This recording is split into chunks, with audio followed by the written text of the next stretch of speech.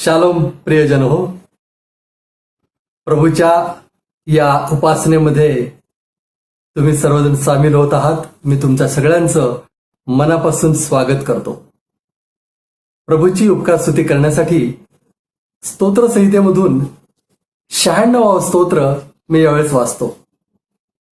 बघूया ही वचनं आपल्याला काय सांगतात. स्तोत्र संहिता 96. परमेश्वराचे गुणगान नवे गीत गाऊन करा. हे सर्व पृथ्वी परमेश्वराचे गुणगान कर. परमेश्वराचे गुणगान करा. त्याच्या नावाचा धन्यवाद करा. त्याने केलेल्या तारणाची घोषणा प्रतिदिवशी करा. राष्ट्रामध्ये त्याचे गौरव, सर्व लोकांमध्ये त्याची अद्भुत कृत्ये जाहीर करा.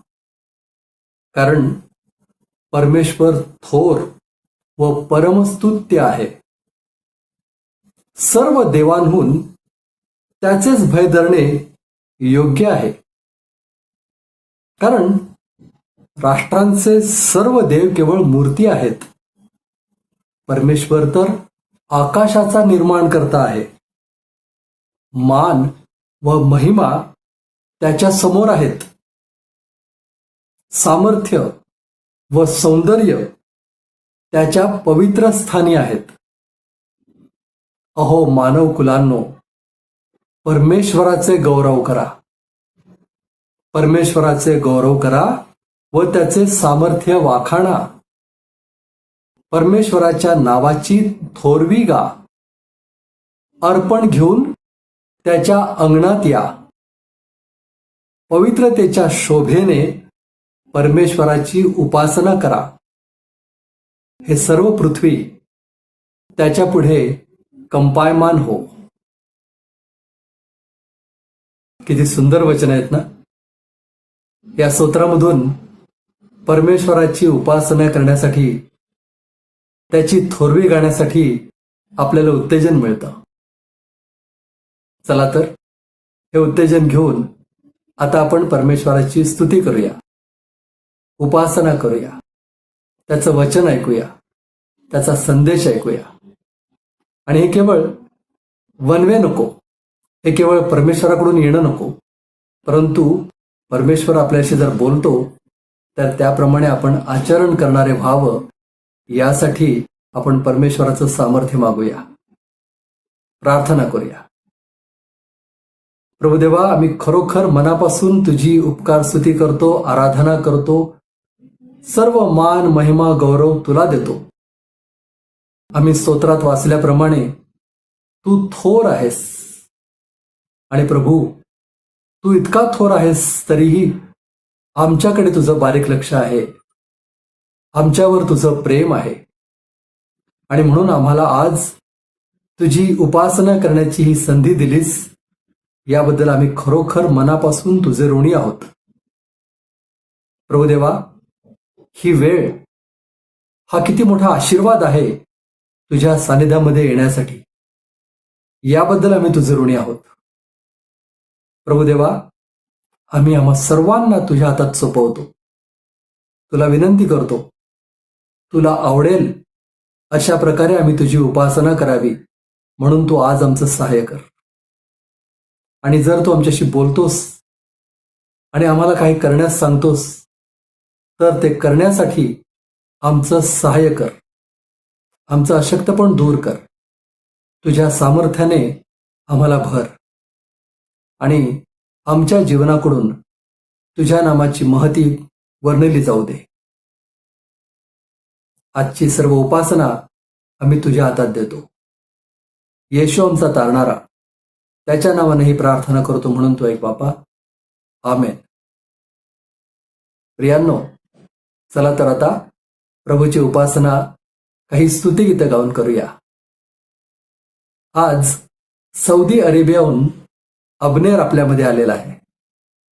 तो काही स्तुतिगीतं सादर करतोय आणि ती आपल्या परिचयाची आहेत. चला तर त्याच्याबरोबर आपणही ही स्तुतिगीतं गाऊया आणि प्रभूची उपासना करूया.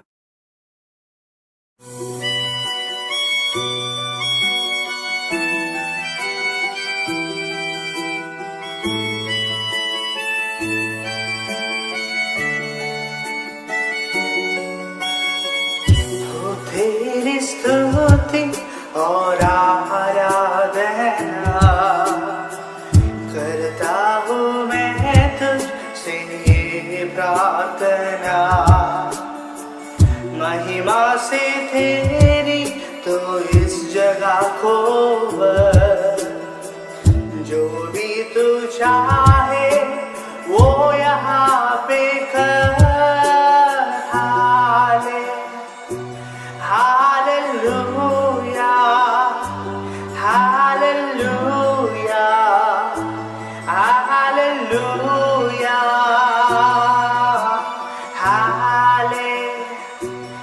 Hallelujah, hallelujah, hallelujah.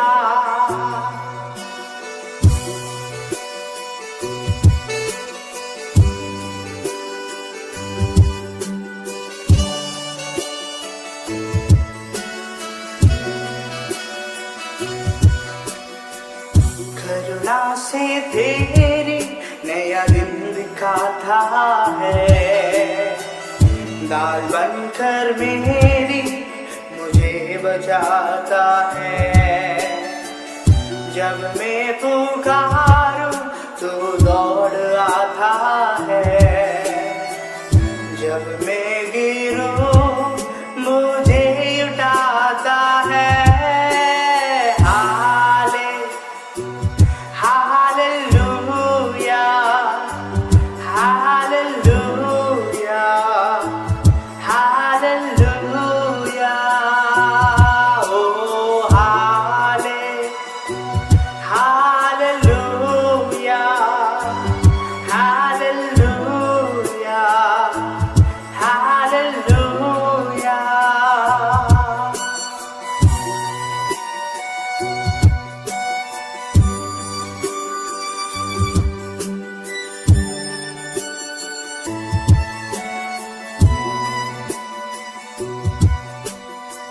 सारे जहां में तुझ सा कोई नहीं, तुझको छोड़ कोई प्रभु है ही नहीं।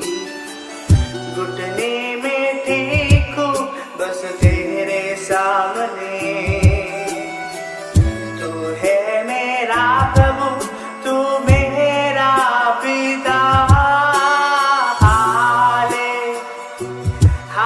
हालेलुया, हालेलुया, हालेलुया, ओ हालेलुया, हालेलुया।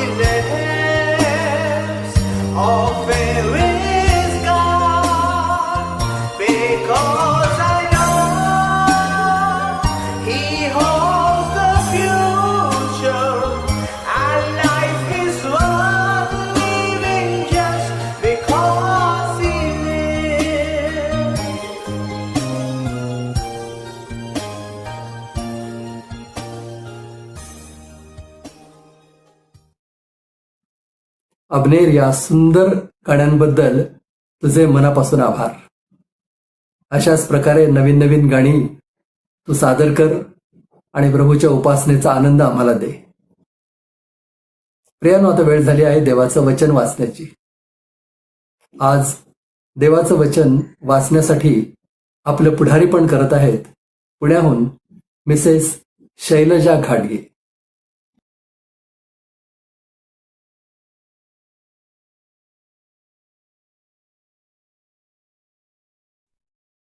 पौलाचे रोमकरास पत्र याचा 2रा अध्याय 7 ते 16 वचन आपण वाचूया.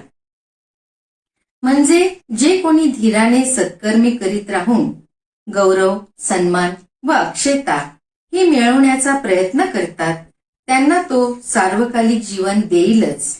परंतु जे तट पाडणारे आहेत व सत्याला न मानता अनीतीला मानतात त्यांच्यावर क्रोध व कोप, संकट व क्लेश ही येतील. म्हणजे दुष्कृत्य करणारा मनुष्य प्रथम यहुदी आणि मग हेलेनी अशा प्रत्येकाच्या जीवावरती येतील. पण सत्कृत्य करणारा प्रत्येक प्रथम यहुदी आणि मग हेलेनी यास गौरव, सन्मान व शांतीही मिळतील. कारण देवाजवळ पक्षपात नाही. कारण ज्यांना नियमशास्त्र नाही अशा जितक्यांनी पाप केले तितके नियमशास्त्राव्यतिरिक्त नाश पावतील आणि नियमशास्त्र असून जितक्यांनी पाप केले तितक्यांचा न्याय नियमशास्त्रानुसार होईल. कारण नियमशास्त्र श्रवण करणारे देवाच्या दृष्टीने नीतिमान आहेत असे नाही, तर नियमशास्त्राप्रमाणे आचरण करणारे नीतिमान ठरवण्यात येतील. कारण ज्यांना नियमशास्त्र नाही असे परराष्ट्रीय जेव्हा नियमशास्त्रात जे आहे ते स्वभावतः करीत असतात तेव्हा त्यांना नियमशास्त्र नाही तरी ते स्वतःच आपले नियमशास्त्र आहेत. म्हणजे ते नियमशास्त्रातील आचार आपल्या अंतःकरणात लिहिलेला आहे असे दाखवितात. त्यांच्याबरोबर त्यांची सतसत विवेक बुद्धी त्यांना साक्ष देते आणि त्यांचे एकमेकांविषयीचे विचार दोष लावणारे किंवा दोषमुक्त करणारे असे असतात.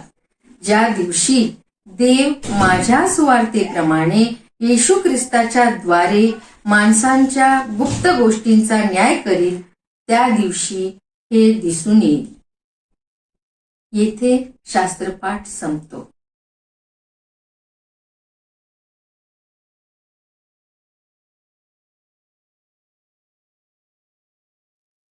शैलजाताई, देवाचं वचन वाचण्यात तुम्ही आमचं पुढारी पण केलं. तुमचे मनापासून आभार. यावेळेस आता वेळ झाली आहे देवाचा संदेश ऐकण्याची. आणि आज देवाचा संदेश आपल्यापर्यंत आणत आहेत आपल्या सगळ्यांचे आवडते देवाचे सेवक पुण्याहून रेव्हरंड संजय डेव्हिड गायकवाड.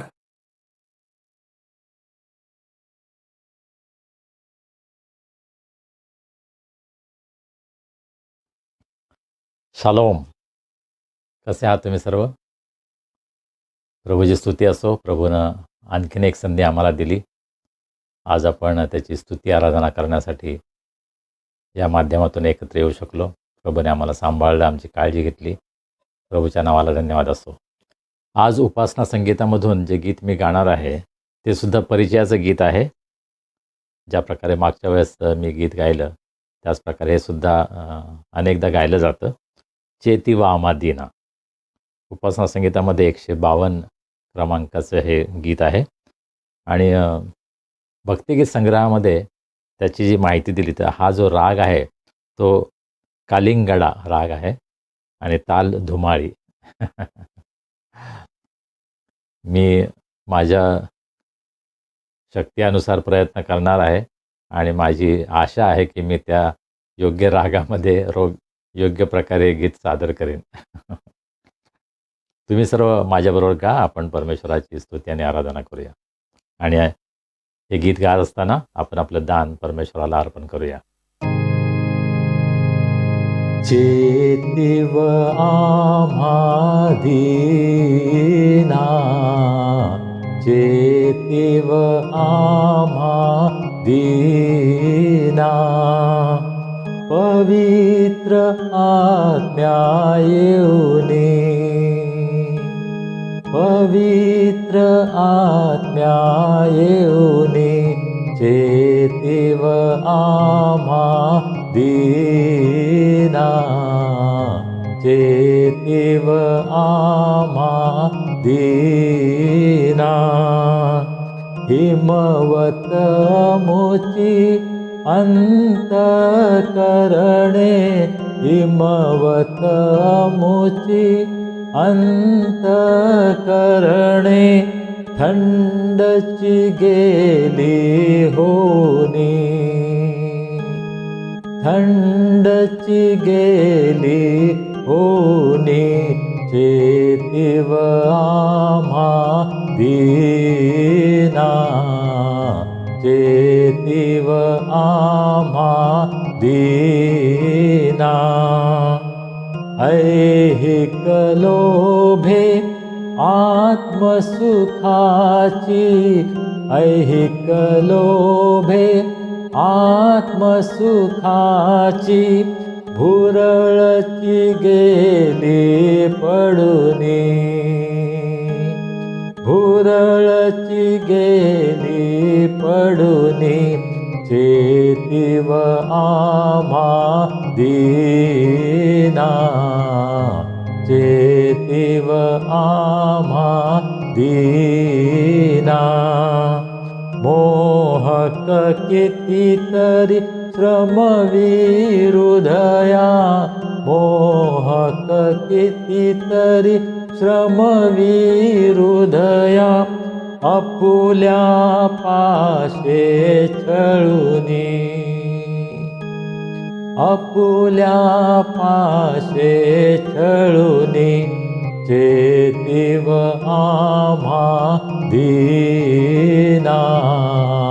चेतीव आम्हा दीना. अस शिकपोता समस्नेहाळू, अस शिकपोता समस्नेहाळू, मनिवस आत्म्या म्हणूनी,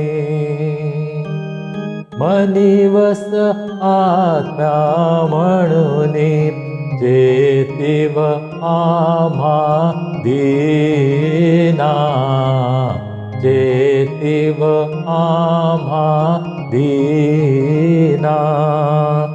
पवित्र आत्म्या येऊनी, पवित्र आत्म्या येऊनी, चेतीव आम्हा दीना. चेतीव आम्हा दीना. आपण आपलं दान परमेश्वराला अर्पण करूया, प्रार्थना करूया. सर्व समर्थ जिवंत प्रभुदेवा, आम्ही तुझे मनापासून उपकार मानतो.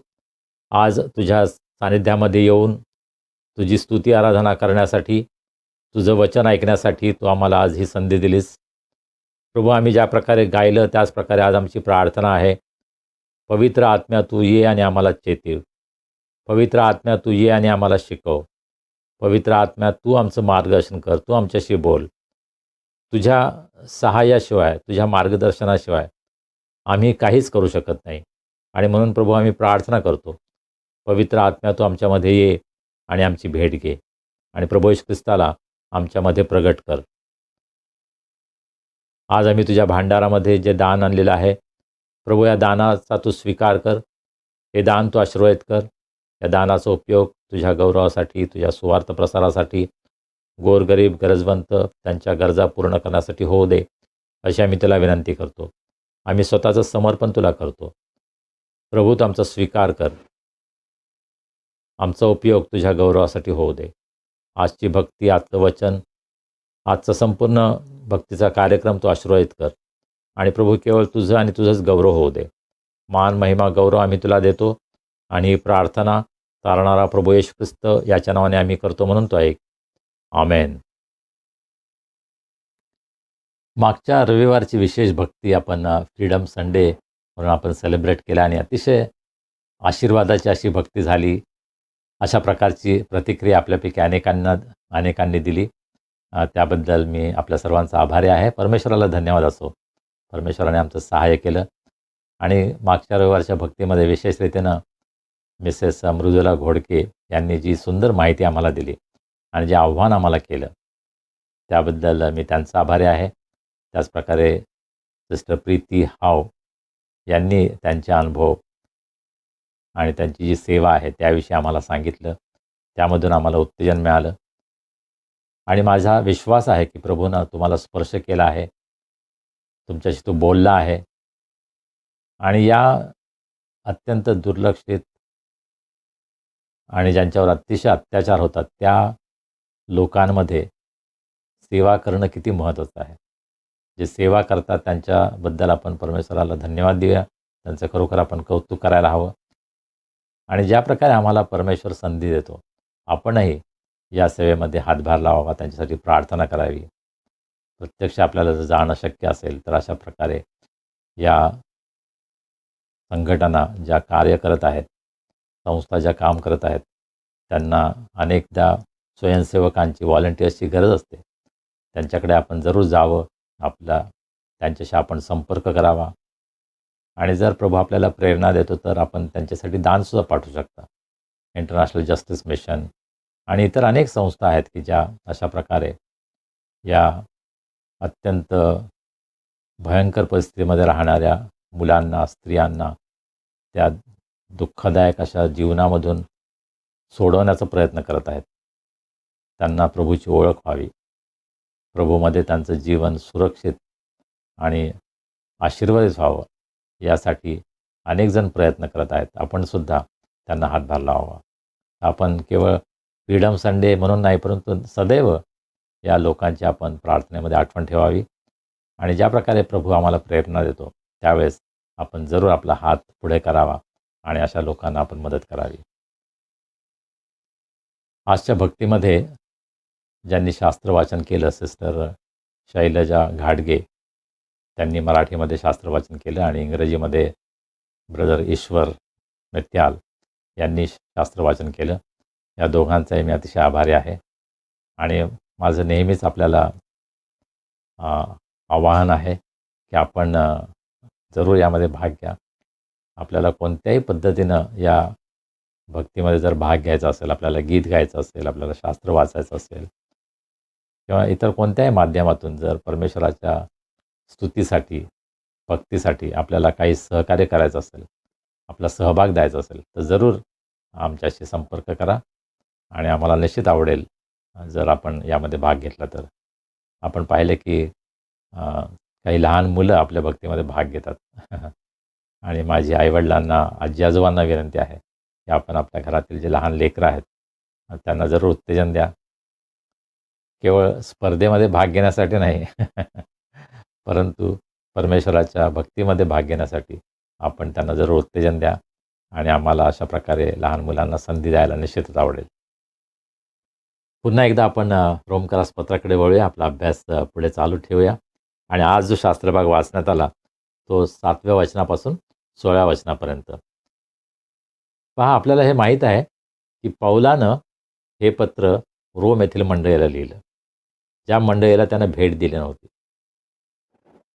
त्याची इच्छा होती या मंडळीला भेट द्यायची आणि ती इच्छा तो प्रगट करतो. या मंडळीविषयीची त्याची जी साक्ष आहे ती आपल्याला 8व्या वचनामध्ये पाहायला मिळते की तो म्हणतो, तुम्हा सर्वांविषयी येशू ख्रिस्ताच्या द्वारे मी आपल्या देवाचे आभार मानतो. फार चांगली साक्ष आहे. तरीसुद्धा या मंडळीला काही गोष्टी शिकणं आवश्यक आहे. या मंडळीमध्ये यहुदी आहेत, या मंडळीमध्ये परराष्ट्रीय आहेत, विदेशी आहेत, जेंटाईल्स आहेत आणि अशा प्रकारची मंडळी, त्या मंडळीच्या आध्यात्मिक गरजा काय आहेत हे समजून पौल या पत्रातून त्यांना मार्गदर्शन करतो. पौलानं ज्यावेळेस हे पत्र लिहिलं त्यावेळेस मला असं वाटत नाही की त्याने असं योजना केली की आता मी ख्रिस्ती सिद्धांत यांना शिकवावेत. त्याने आपली सर्वसाधारण इच्छा प्रकट केली की मला तुम्हाला भेट द्यायला पाहिजे आणि मग तुम्हाला काही गोष्टी मला शिकवायच्या आहेत. माझा हा विश्वास आहे, माझी खात्री आहे की पवित्र आत्म्यानं त्याचा अशा प्रकारे ताबा घेतला की तो लिहित असलेलं प्रत्येक त्या पत्रातील प्रत्येक वाक्य, प्रत्येक शब्द हा पवित्र आत्म्यानं प्रेरित होता. आणि म्हणून आज पवित्र शास्त्रामध्ये त्याचा समावेश आहे. पौलानं अनेक पत्र लिहिली, परंतु सर्व पत्रांचा समावेश झाला नाही. 12 किंवा 13 पत्रांचा समावेश पवित्र शास्त्रामध्ये झाला. आणि म्हणून हे पत्र जे आहे, रोमकरास पत्र, हे अत्यंत महत्त्वाचं आहे. आणि जसं मी सुरुवातीला सांगितलं की हे सिद्धांताविषयीचा एक फार मोठं डॉक्युमेंट आहे. ख्रिस्ती सिद्धांत, पाप, तारण, सार्वकालिक जीवन, न्याय या गोष्टींविषयी देवाची इच्छा काय आहे हे रोम येथील मंडळीला स्पष्ट करण्यासाठी पौल हे पत्र लिहित आहे. आणि म्हणून ते आपण नेहमी लक्षात ठेवूया. ज्यावेळेस आपण याचा अभ्यास करतो त्यावेळेस पौलाने हे पत्र लिहिलेलं आहे आणि फार मोठे आणि अत्यंत महत्त्वाचे सिद्धांत पौल शिकवत आहे, त्याचा उलगडा करत आहे, हे आपण लक्षात ठेवूया. आणि अतिशय काळजीपूर्वक, अतिशय लक्षपूर्वक आपण हे शिकण्यासाठी प्रयत्न करूया. मी तुम्हाला सांगत असताना मला फार ज्ञान आहे म्हणून मी शिकवत नाही. मी सुद्धा तुमच्याबरोबर शिकत आहे. आपण सर्व प्रभूच्या वचनामधून शिकत आहोत आणि प्रभूनं आम्हा सर्वांना शिकवावं ही माझी प्रार्थना आहे. तर 7व्या वचनाकडे जेव्हा आपण जातो त्यावेळेस आपण काय पाहतो? म्हणजे जे कोणी धीराने सत्कर्मे करीत राहून गौरव, सन्मान व अक्षयता ही मिळवण्याचा प्रयत्न करतात त्यांना तो सार्वकालिक जीवन देईलच. हे वाक्य समजण्यासाठी आपल्याला कदाचित 6 वचन पाहावं लागेल. 6 वचनामध्ये आपण मागच्या वेळेस जो अभ्यास केला शेवटलं वचन, आणि जर आपण तिथं थांबलो तर कदाचित आपला गैरसमज होईल. कारण 6 वचन काय म्हणतं? तो प्रत्येकाला ज्याच्या त्याच्या कृत्यांप्रमाणे फळ देईल. इथं जर आपण थांबलो तर कदाचित आपल्याला ह्या वाक्याचा पूर्ण अर्थ समजणार नाही. त्याचा अर्थ आम्हाला आमच्या कृत्याप्रमाणे फळ मिळेल हे तर सगळ्या जगामध्ये सगळेजण मान्य करतात. प्रत्येक धर्मामध्ये शिकवलं जाते की तुमच्या कृत्याप्रमाणे तुम्हाला फळ मिळेल. त्यामध्ये नवीन काय आहे? परंतु त्याचा उलगडा पुढे पौल करतो. आणि म्हणून तो 7व्या वचनामध्ये काय म्हणतो? जेव्हा तो असं सांगतो की प्रत्येकाला ज्याच्या त्याच्या कृत्याप्रमाणे फळ देईल, त्याचा अर्थ काय? म्हणजे म्हणजे जे कोणी धीराने सत्कर्मे करीत राहून गौरव, सन्मान व अक्षयता ही मिळवण्याचा प्रयत्न करतात त्यांना तो सार्वकालिक जीवन देईलच. आता या ठिकाणी कदाचित आमचा गैरसमज होऊ शकतो की आमच्या कर्मामुळे आम्हाला सार्वकालिक जीवन मिळेल. आम्ही जर सत्कर्म केले तर आम्हाला सार्वकालिक जीवन मिळेल.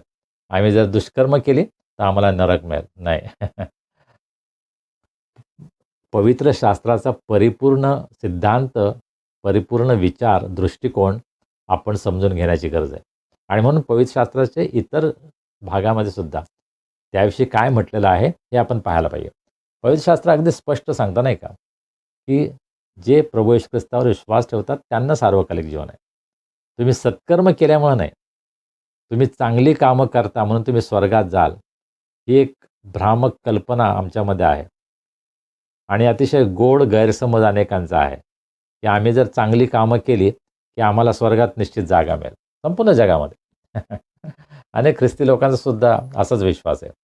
मी जर जास्त दान टाकलं चर्चमध्ये, मी जर जास्त चर्चमध्ये भाग घेतला, जर धार्मिक गोष्टीमध्ये भाग घेतला, मी जर नियमित प्रभुभजन घेतलं तर मला स्वर्गाच्या राज्यात प्रवेश मिळेल. पवित्र शास्त्र असं शिकवत नाही. पवित्र शास्त्र शिकवतं की आम्हाला केवळ विश्वासानेच आम्हाला सार्वकालिक जीवन मिळू शकतं.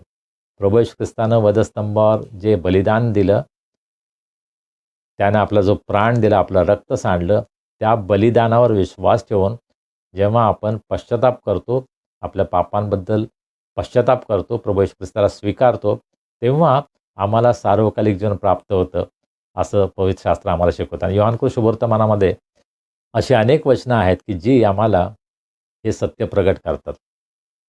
आपण रोमकरास पत्रामध्येच एक आधी वचन पाहिलं आहे, पहिल्या अध्यायाच्या 17व्या वचनामध्ये, आणि ज्याच्यामुळं मार्टिन लुथरचं परिवर्तन झालं. तो अत्यंत थोर धर्मसुधारक, धर्मसुधारणेची चळवळ ज्यामुळे सुरू झाली, ज्या वचनामुळे त्याचं परिवर्तन झालं ते हे आहे, नीतिमान विश्वासाने जगेल.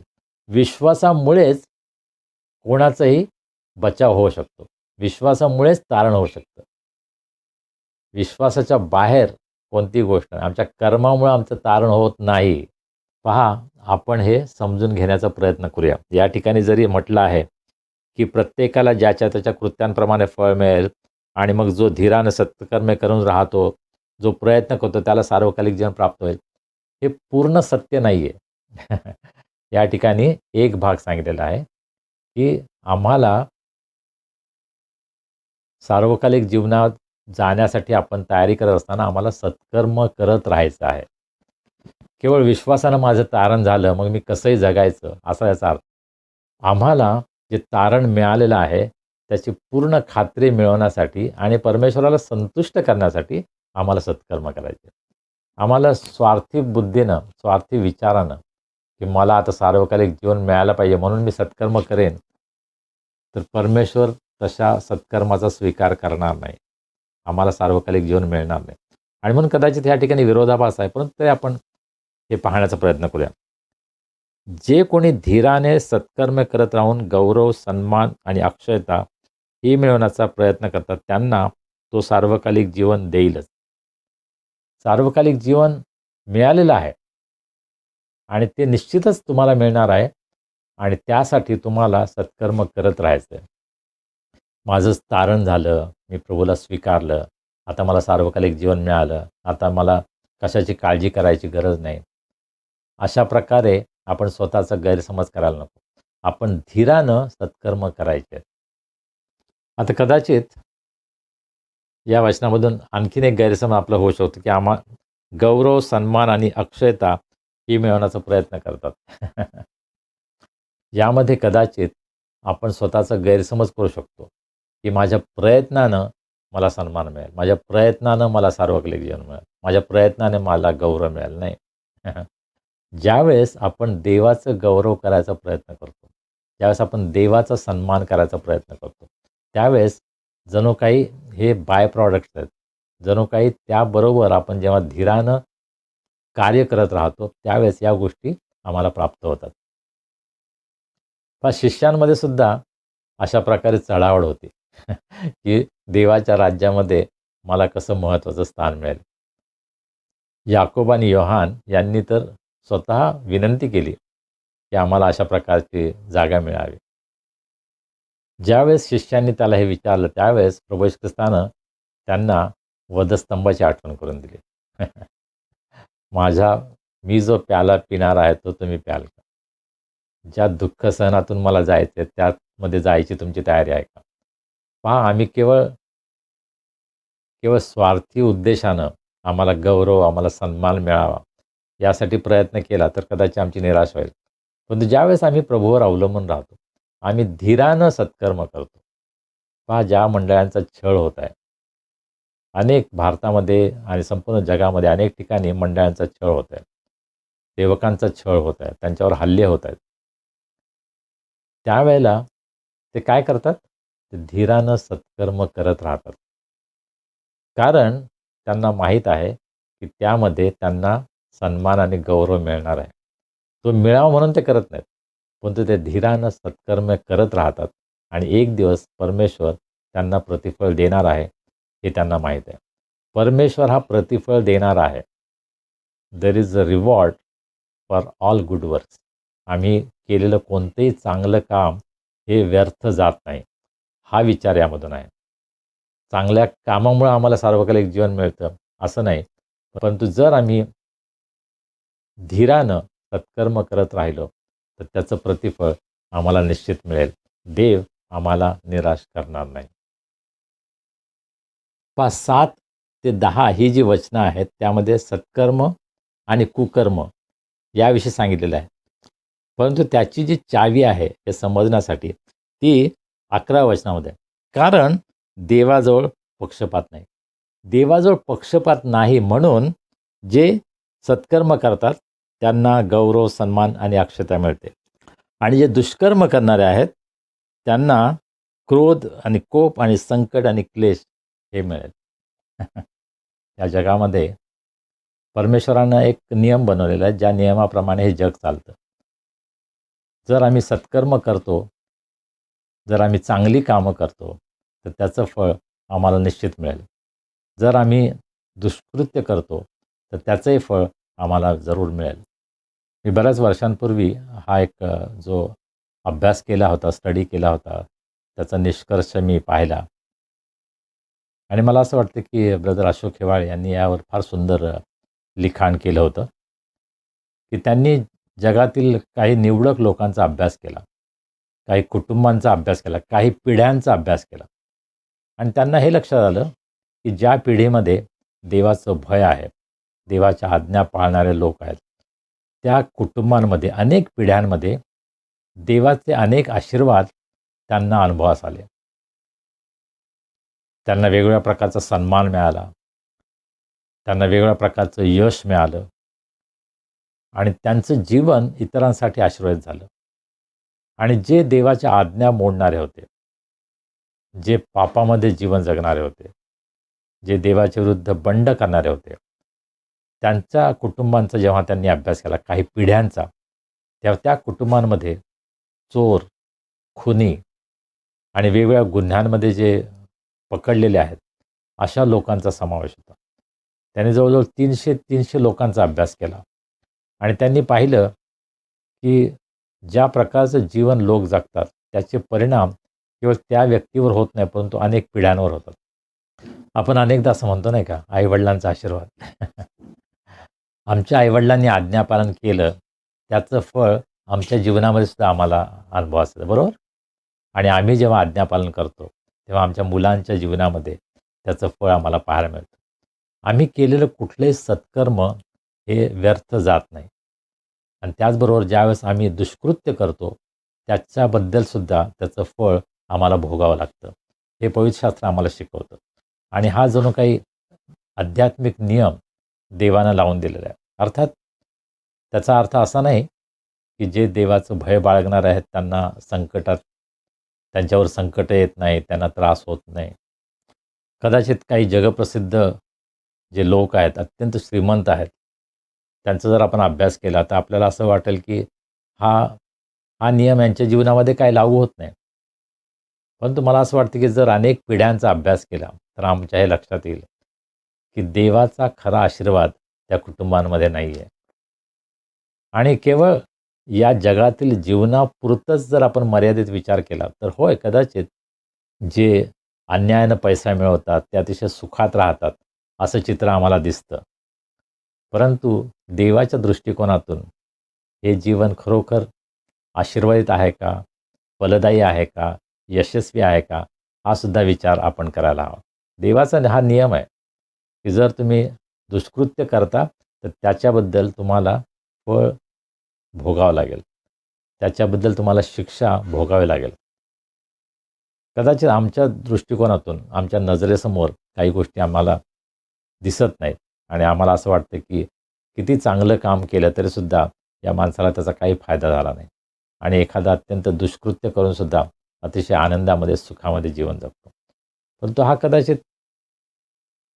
कदाचित फक्त मर्यादित असा दृष्टिकोन आहे. आम्ही फक्त तात्पुरतं पाहतो. परंतु जर आपण सार्वकालिक जीवनाचा विचार केला तर खरोखर या व्यक्तींच्या जीवनामध्ये देवाचा आशीर्वाद आहे का, हा प्रश्न आपल्या मनामध्ये निर्माण होईल, बरोबर?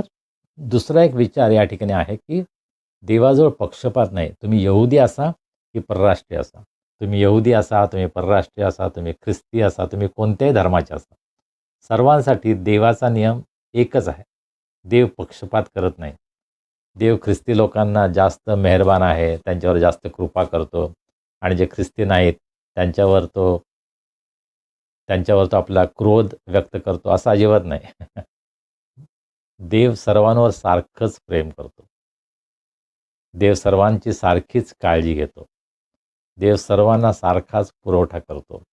हे हा देवाचा स्वभाव आहे. कारण देवाच्या ठायी पक्षपात नाही. तर ही गोष्ट आपण लक्षात घ्यायला पाहिजे. आणि मग 12व्या वचनामध्ये, कारण ज्यांना नियमशास्त्र नाही अशा जितक्यांनी पाप केले तितके नियमशास्त्राव्यतिरिक्त नाश पावतील आणि नियमशास्त्र असून जितक्यांनी पाप केले तितक्यांचा न्याय नियमशास्त्रानुसार होईल. आता पाऊल प्रामुख्यानं यहुदी आणि परराष्ट्रीय त्या त्या काळातील जो समाज आहे, मंडळीमध्ये हे 2 घटक अगदी प्रमुख होते. एक यहुदी धर्मामधून जे ख्रिस्ती आले होते आणि जे यहुदीतर परराष्ट्र इतर कोणत्याही धर्माचे असतात. प्रामुख्याने जे ग्रीक संस्कृतीमधून, रोमी संस्कृतीमधून जे ख्रिस्ताकडे वळले होते, असा हा समाज मंडळीमध्ये होता आणि त्यांना तो आता लिहित आहे. आणि यहुद्यांच्या जीवनामध्ये नियमशास्त्र अत्यंत महत्त्वाचं आहे आणि अनेक यहुद्यांचा हा गैरसमज होता की आम्हाला नियमशास्त्र आहे, त्यामुळं आमचं तारण झालं, आम्ही देवाचे लोक आहोत, आम्ही आशीर्वादित आहोत आणि अशा प्रकारे ते स्वतःला उच्च समजायचे आणि इतरांचा तिरस्कार करायचे, इतरांकडे ते तुच्छतेने पाहायचे. आणि हा त्यांचा जो मनातील विचार आहे तो ओळखून पाऊल त्यांच्याशी बोलत आहे आणि तो म्हणतो, ज्यांना नियमशास्त्र नाही त्यांनी जर पाप केलं तर नियमशास्त्राविरहित सुद्धा त्यांचा नाश होईल आणि नियमशास्त्र असून ज्यांनी पाप केले त्यांचा सुद्धा नाश होईल. देवाचा जो न्याय आहे तो यहुदी लोकांसाठी अर्थातच नियमशास्त्राप्रमाणे होता. नियमशास्त्राचं पालन जर तुम्ही केलं तर तुम्ही देवाच्या क्रोधापासून वाचाल, देवाचा आशीर्वाद तुम्हाला प्राप्त होईल. यहुदी घरामध्ये लहान मुलांना हेच शिक्षण दिलं जायचं की तुम्ही देवाच्या आज्ञा पाळा म्हणजे तुम्हाला आशीर्वाद मिळेल. देवाच्या आज्ञा जर तुम्ही पाळल्या नाहीत तर तुम्हाला देवाच्या क्रोधाला तोंड द्यावं लागेल, देवाचा न्याय तुमच्यावर येईल.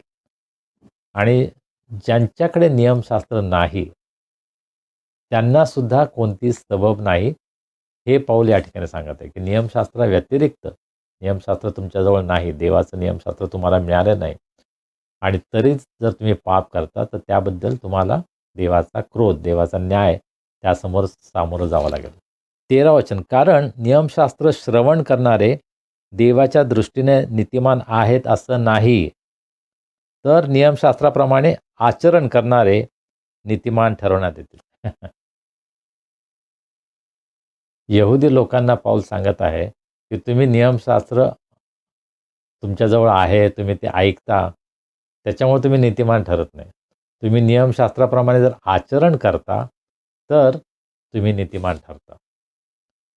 देवाचं वचन माझ्याजवळ आहे, पवित्रशास्त्र माझ्याजवळ आहे आणि म्हणून मी जास्त आशीर्वादित आहे, असा आपला गैरसमज नसावा. परंतु पवित्रशास्त्राच्या वचनाप्रमाणे आपण आचरण करतो तर आम्ही नीतिमान ठरतो. पवित्रशास्त्राच्या वचनाचं पालन जेव्हा आपण करतो, आपण जेव्हा आज्ञापालन करतो तेव्हा आम्ही नीतिमान ठरतो. यहुदी लोकांसाठी जो नियम होता तोच आज आमच्यासाठी आहे की देव केवळ आमच्याजवळ देवाचं वचन आहे, पवित्रशास्त्र आहे म्हणून आम्ही आशीर्वादित आहोत, आम्ही नीतिमान ठरतो, असं अजिबात होत नाही. परंतु त्याप्रमाणे जेव्हा आम्ही आचरण करतो तेव्हा आम्ही नीतिमान ठरतो. 14 वचन, कारण ज्यांना नियमशास्त्र नाही असे परराष्ट्रीय जेव्हा नियमशास्त्रात जे आहे ते स्वभावतः करीत असतात तेव्हा त्यांना नियमशास्त्र नाही तरी ते स्वतःच आपले नियमशास्त्र आहेत, म्हणजे ते नियमशास्त्रातील आचार आपल्या अंतःकरणात लिहिलेला आहे असे दाखवतात. त्यांच्याबरोबर त्यांची सत्सद्विवेक बुद्धीही त्यांना साक्ष देते आणि त्यांचे एकमेकांविषयीचे विचार दोष लावणारे किंवा दोषमुक्त करणारे असे असतात. मंडळीमध्ये जे यहुदी आहेत आणि जे यहुदीतर आहेत त्यांना पाऊल या गोष्टी स्पष्ट करण्यासाठी, उलगडा करण्यासाठी प्रयत्न करत आहे. यहुदी लोकांचा हा गैरसमज होता की नियमशास्त्र असल्यामुळं आम्ही नीतिमान ठरतो. परंतु पाऊलानं त्यांना हे सांगितले की नियमशास्त्र आहे त्यामुळे तुम्ही नीतिमान ठरत नाही, परंतु नियमशास्त्राचं पालन केल्यामुळं तुम्ही नीतिमान ठरता. आणि मग ज्यांना नियमशास्त्र नाही त्यांच्याविषयी काय, तर त्याचा उलगडा करताना पाऊल काय म्हणतो, 14 वचन, कारण ज्यांना नियमशास्त्र नाही असे परराष्ट्रीय जेव्हा नियमशास्त्रात जे आहे ते स्वभावतः करीत असतात तेव्हा त्यांना नियमशास्त्र नाही तरी ते स्वतःच आपले नियमशास्त्र आहे. प्रामुख्याने हा विचार आपल्या मनात आपण ठेवायला पाहिजे की देवाजवळ पक्षपात नाही. नियमशास्त्र आहे किंवा नियमशास्त्र नाही तरीसुद्धा देव कोणावरही अन्याय करणार नाही. अनेक जण हा प्रश्न विचारतात नाही का, ज्यांच्यापर्यंत सुवार्ता पोहोचली नाही त्यांचं काय, त्यांचा न्याय देव कसा करेल. ज्यांना देवाचं वचन अद्याप मिळालेलं नाही, त्यांचा न्याय देव कसा करेल? तर त्याचं उत्तर हे आहे की देवाजवळ पक्षपात नाही. देव अन्याय करत नाही. देव हा न्यायी आहे. आणि जर त्यांना देवाचं वचन मिळालेलं नाही, त्यांना जर सुवार्थ त्यांनी ऐकले नाही, जगामध्ये असे असंख्य लोक आहेत की ज्यांना सुवार्थ अद्याप ऐकायला मिळालेली नाही. मग त्याचा अर्थ देव त्यांचा नाश करेल असं नाही. परंतु देवानं त्यांना सत्सद विवेक बुद्धी दिली आहे. पहा, देवानं प्रत्येक मानवाला त्याच्या प्रतिरूपाचं बनवलेलं आहे. त्याचा अर्थ देवाविषयीचं ज्ञान प्रत्येकाला आहे. तो कोणत्याही धर्माचा असू द्या किंवा तो कोणत्याही धर्माचा नसेल, त्याचा विश्वास असेल किंवा नसेल, परंतु देवाविषयीचं ज्ञान त्याच्या अंतःकरणामध्ये आहे. देव स्वतःला वेगळ्या प्रकारे प्रगट करतो. आपण हे वाचतो की आजसुद्धा अनेक मुस्लिम देशांमध्ये ज्यांना येशू ख्रिस्ताची माहिती नाही आहे, त्यांनासुद्धा देव प्रगट होत आहे. आणि अशा प्रकारे देव स्वतःचं प्रगटीकरण जगातील सर्वांना करतो. देव कधीही कोणावरही अन्याय करणार नाही. कोणाचाही नाश व्हावा ही देवाची इच्छा नाही. त्यांचं तारण व्हावं. प्रत्येक जीवात्मा जो आहे त्याचं तारण व्हावं ही देवाची इच्छा आहे. आणि मग त्यांच्याजवळ पवित्रशास्त्र असेल किंवा नसेल, त्यांना सुवार्थ समजलेली असेल किंवा नसेल, परंतु देव त्यांना निश्चितच संधी देईल. तुम्हाला सुवार्थ ऐकायला मिळाली नाही, तुम्हाला सत्य माहीत नाही, म्हणून देव काही तुमच्यावर अन्याय करणार नाही.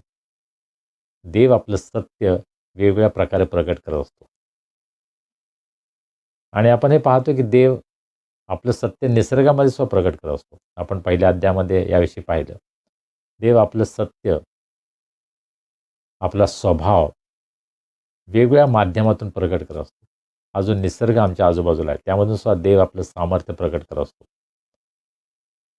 देव आपलं अस्तित्व प्रगट करत असतो. त्याला आम्ही ओळखलं तर त्यामध्ये आम्हाला आशीर्वाद आहे. त्याला जर आम्ही ओळखलं नाही तर देवाचा न्याय आमच्यावर येतो. आणि अशा प्रकारे देव हा निष्पक्षपाती आहे.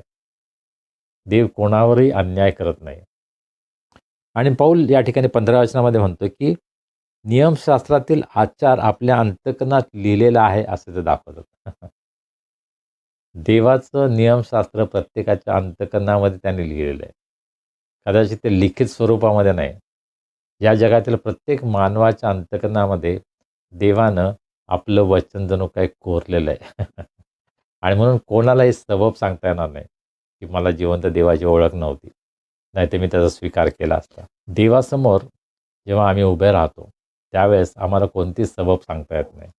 आणि ही गोष्ट पौल रोम येथील मंडळीला सांगते, ज्या ठिकाणी यहुदी आहेत, जे परराष्ट्रीय आहेत, त्यांना हा सिद्धांत शिकवण्याचा पौल प्रयत्न करत आहे की त्यांच्या अंतःकरणामध्ये नियमशास्त्र लिहिलेलं आहे. दुसरी गोष्ट, त्यांची सतसत विवेक बुद्धी त्यांना साक्ष देते. प्रत्येक मानवाला देवानं सतसत विवेक बुद्धी दिलेली आहे. चांगलं काय आणि वाईट काय हे देवानं दाखवलेलं आहे. आणि त्यामुळं देवासमोर आम्ही जेव्हा उभे राहतो तेव्हा आम्हाला कोणतीच सबब सांगता येणार नाही. आम्हाला कुठलंही कारण देता येणार नाही की आम्ही देवावर का विश्वास ठेवला नाही, आम्ही येशूवर का विश्वास ठेवला नाही, याविषयी आम्हाला कोणतीही सबब सांगून चालणार नाही. आणि हे सत्य देव आपल्या वचनामध्ये पाऊलाच्या द्वारे प्रगट करत आहे. आणि मग शेवटी 16 वचन, ज्या दिवशी देव माझ्या सुवार्तेप्रमाणे येशू ख्रिस्ताच्या द्वारे माणसांच्या गुप्त गोष्टींचा न्याय करेल, त्या दिवशी हे दिसून येईल. कदाचित आम्हाला अनेक प्रश्नांची उत्तरं आज मिळणार नाहीत. कधी कधी आम्ही पाहतो आजूबाजूला ना, आम्हाला असं वाटतं देव किती अन्याय करतो. जे चांगल्या मार्गामध्ये चालणारे आहेत त्यांचा नाश होतो, त्यांना त्रास होतो, त्यांच्यावर अत्याचार होतात. आपल्या देशामध्ये अनेक लहान मुलांवर अत्याचार होतो आणि आम्हाला खूप वाईट वाटतं की देव हे पाहत नाही का. परंतु त्याचं उत्तर या वचनामध्ये कदाचित आम्हाला मिळेल की येशू ख्रिस्ताच्या द्वारे माणसाच्या गुप्त गोष्टीचा न्याय परमेश्वर करेल, त्या दिवशी हे दिसून येईल. कदाचित आम्हाला त्या दिवसाची वाट पाहावी लागेल ज्या दिवशी देव सर्व काही प्रगट करेल. पूर्ण सत्य कदाचित आम्हाला माहीत नाही. देव कशाप्रकारे न्याय करतो हे आम्हाला अद्याप समजलेलं नाही.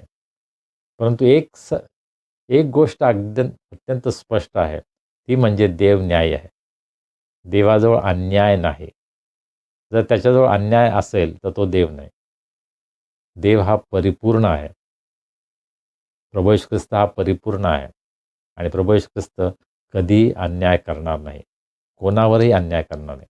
आणि म्हणून आम्ही काळजी करायची गरज नाही, की या लोकांचं कसं होईल, त्या लोकांचं कसं होईल. याची काळजी करण्यापेक्षा आपण हे समजायला पाहिजे, की देव हा कधीही अन्याय करत नाही. देव हा न्यायी आहे. तो सर्वांना योग्य ते प्रतिफळ दिल्याशिवाय राहणार नाही. जे चांगलं करणारे आहेत त्यांना त्याचं प्रतिफळ मिळेल. जे दुष्कर्म करणारे आहेत त्यांना त्याचं प्रतिफळ मिळेल. कदाचित या जगात नाही, परंतु नंतरच्या जगात. आपलं जीवन जर आपण पाहिलं तर 60, 70, 80, आमच्यापैकी काही जण 90, 100 हे आपलं आयुष्य आहे नाही का माणसाचं. परंतु त्यानंतर काय? त्यानंतर सार्वकालिक जीवन आहे. संपूर्ण जीवनाचा जर आपण विचार केला तर या जगातील जीवन जे आहे, आयुष्य आहे ते अत्यंत कमी आहे. ते अत्यंत थोडं आहे आणि आम्हाला अनंत काळचं जीवन जगायचं आहे. पहा आमचे आई-वडील, आमचे आजी-आजोबा, आमचे पणजोबा यांचं जीवन आपण जर पाहिलं तर ते काही वर्ष या जगामध्ये होते. पण त्यानंतर सार्वकालिक जीवन चालूच आहे. शारीरिकदृष्ट्या कदाचित या जगातून ते गेलेत, परंतु ते नष्ट पावलेले नाहीत. त्यांचा आत्मा जिवंत आहे, नाही का? सार्वकालिकदृष्ट्या जिवंत आहे.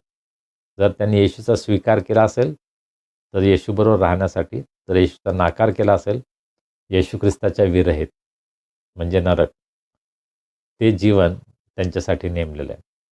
आणि आम्हा प्रत्येकाला या जगामध्ये संधी आहे. आम्ही सार्वकालिक जीवन येशूबरोबर घालवायचं की येशू विरहित घालवायचं. ही जी चॉईस आहे, ही जी निवड आहे, ती देवानं आमच्यावर सोपवलेली आहे. आम्हाला पवित्रशास्त्र असेल, पवित्रशास्त्र नसेल, तरीसुद्धा आम्ही निवड करू शकतो. आम्ही देवाला ओळखणं, देवाच्या मार्गामध्ये चालणं, ही संधी या जगामधील प्रत्येकाला आहे. त्यांच्याजवळ पवित्रशास्त्र असेल, नसेल, नियमशास्त्र आहे, नाही, देवाचं वचन त्यांच्यापर्यंत पोहोचलं आहे किंवा नाही. प्रत्येकाला ही संधी आहे की त्यानं देवाला ओळखावं. कारण देव अन्याय नाही. देव कधीही कोणावरही अन्याय करणार नाही. आज जगामध्ये असे अनेक लोक आहेत की ज्यांना पवित्रशास्त्र वाचता येत नाही. दे कॅनॉट रीड. त्याचा अर्थ असा आहे की त्यांचा नाश होईल? नाही. देव स्वतःचं सत्य वेगवेगळ्या प्रकारे त्यांना प्रगट करत आहे आणि त्या सत्याचा त्यांनी स्वीकार केला तर त्यांना येशूबरोबर सार्वकालिक जीवन आहे. जर त्या सत्याचा त्यांनी नाकार केला, धिक्कार केला, तर येशूविरहित नरक हे त्यांच्यासाठी ठेवलेलं आहे. देवाची इच्छा आहे कोणाचाही नाश होऊ नये. प्रभू येशू ख्रिस्ताने सांगितलं ना की कोणाचाही नाश होऊ नये अशी पित्याची इच्छा आहे, परंतु सर्वांचं तारण व्हावं आणि ते सार्वकालिक जीवनामध्ये यावेत, देवाबरोबरच्या जीवनामध्ये ते यावेत अशी देवाची इच्छा आहे. परंतु माणसाला ही निवड करण्याची संधी दिलेली आहे, तो अधिकार दिलेला आहे की तुम्हाला देवाची सत्याची निवड करायची आहे की तुम्हाला असत्य आणि देवविरहित जीवन जगायचं आहे. आज ख्रिस्ती कुटुंबामध्ये सुद्धा असे लोक आहेत की ज्यांनी देवाचं सत्य नाकारलेलं आहे. पवित्र शास्त्र असून, देवाचा संदेश असून सुद्धा त्यांनी देवाचं सत्य नाकारलेलं आहे आणि येशूविरहित जीवन जगण्यासाठी त्यांनी स्वतःवर ती देवानं दिलेली शिक्षा, देवाचा न्याय त्यांनी स्वतःवर ओढवून घेतलेला आहे. देवाची इच्छा नाही कोणाचा नाश व्हावा, परंतु ख्रिस्ती कुटुंबातील अनेकांनी आज देवाचं सत्य नाकारलेलं आहे. हे अत्यंत कटू परंतु सत्य आहे. मला माहीत नाही आज तुमच्या बाबतीमध्ये काय आहे. तुम्ही प्रभू येशू ख्रिस्ताला जर आपला वैयक्तिक तारणारा आणि प्रभू म्हणून स्वीकारलं नसेल, तर पवित्र शास्त्र तुमच्याजवळ असून सुद्धा तुम्हाला देवविरहित, ख्रिस्तविरहित अनंत काळचं जीवन जगावं लागेल.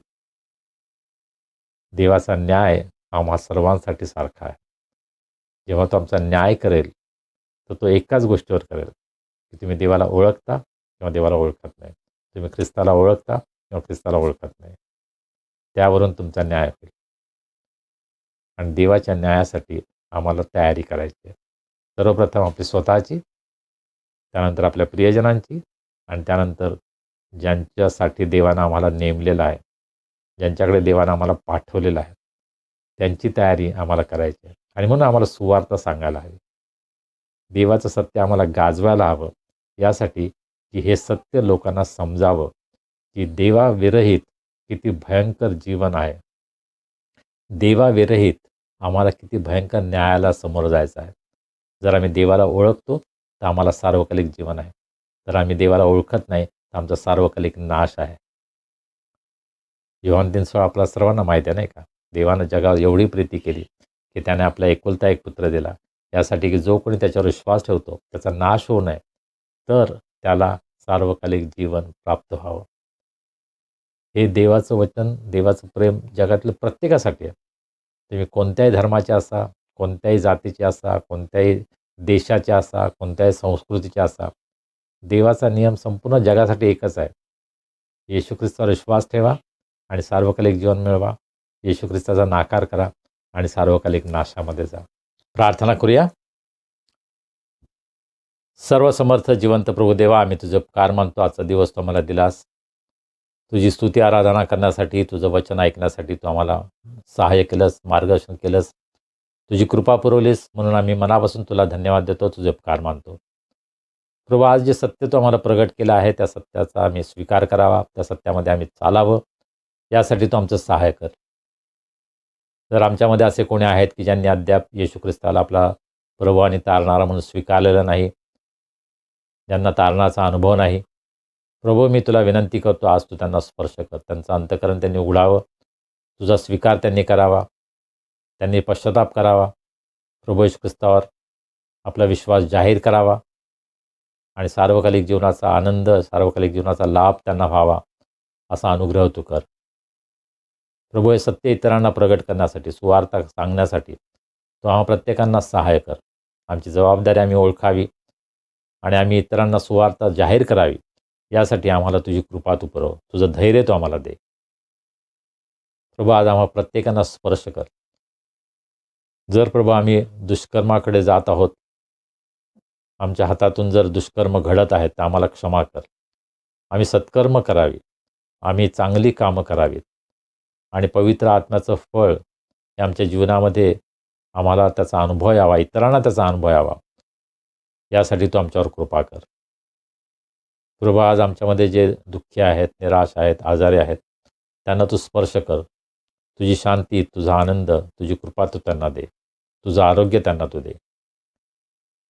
ज्यांचे वाढदिवस आहेत, लग्नाचे वाढदिवस आहेत, प्रभू त्यांना तू आशीर्वाद कर, त्यांची प्रत्येक गरज पूर्ण कर आणि त्यांचं जीवन इतरांसाठी आशीर्वादाचं व्हावं, हे आम्ही प्रार्थना करतो.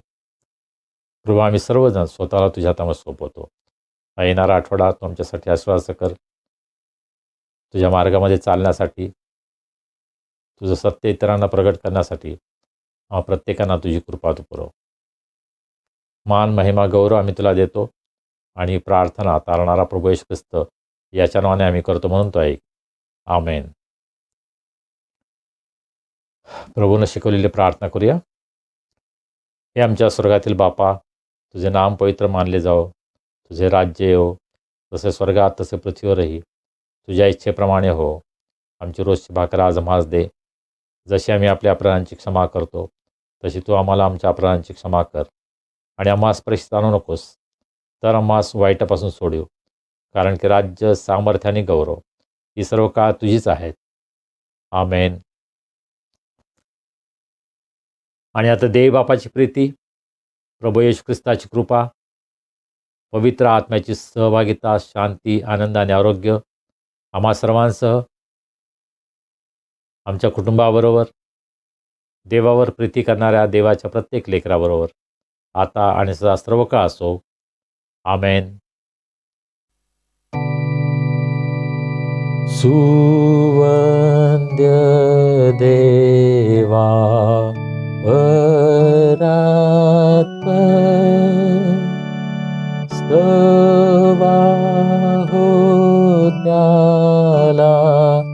खालीवर तो बाप पुत्र आत्मा जा त्रैक्याला द्या अनंत मान. आमेन.